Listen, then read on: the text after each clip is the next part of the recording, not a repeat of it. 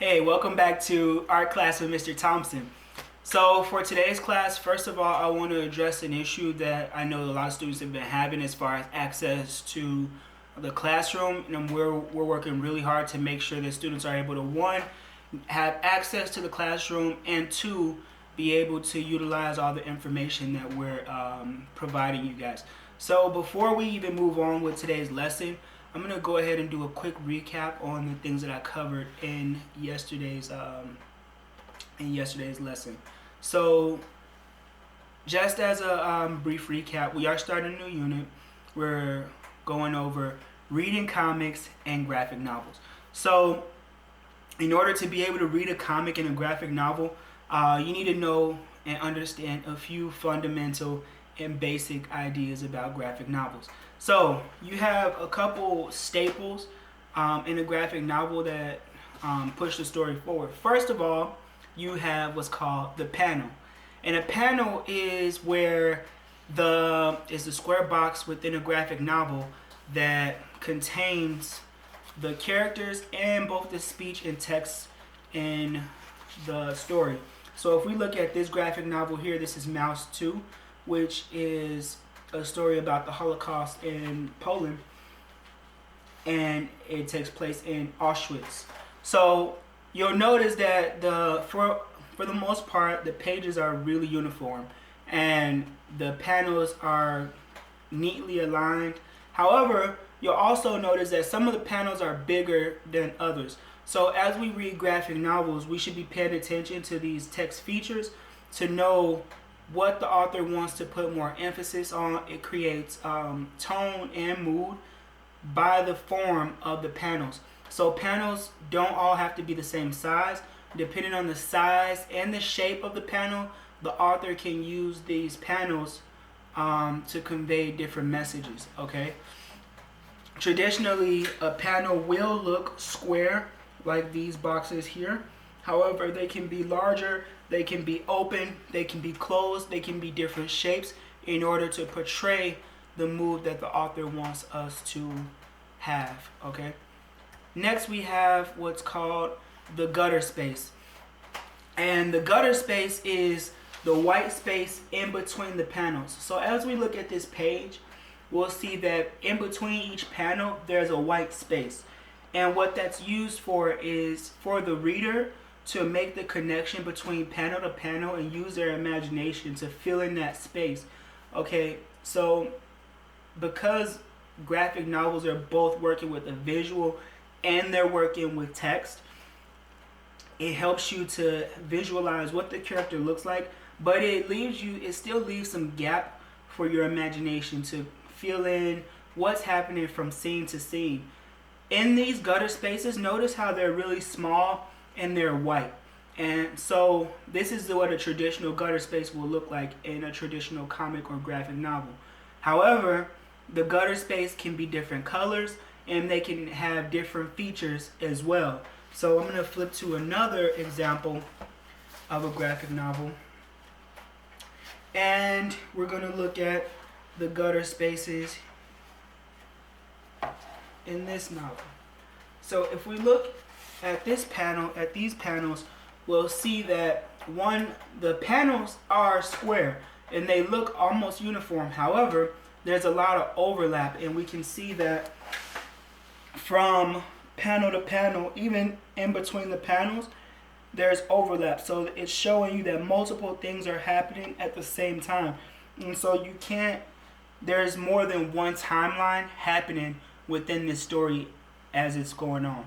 So it allows the author to utilize the space to push the reader to see multiple timelines that's happening at one time. So the author can use these different gutter spaces to give you a different tone and different moods. Okay. Next, we have the speech bubble. And the speech bubble is going to be something that you guys are familiar with. If you've ever texted on an iPhone and you see the blue bubble with the little fin, that bubble is technically a speech box.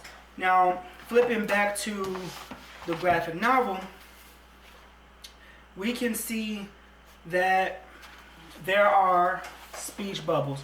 And these speech bubbles have little tails that are coming from the character's head. And what that does is it shows you that these are things that are specifically what the character is saying, based off of the shape.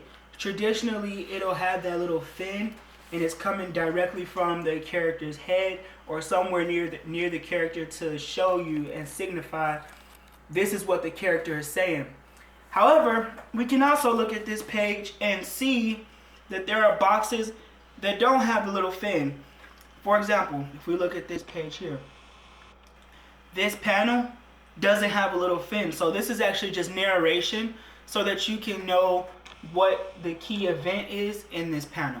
Okay, so while traditionally speech bubbles are coming from the characters to let you know what they're saying, there are also other speech bubbles that will give narration, and most famously, there are speech bubbles that will signify sound. So if we watch a traditional or old school cartoon, they come from graphic novels and comic books. So we'll see little bubbles with sounds in them. Like if you were to see a character say "pow" or "kazam," it'll usually have that spike box around it, and that's to signify onomatopoeia.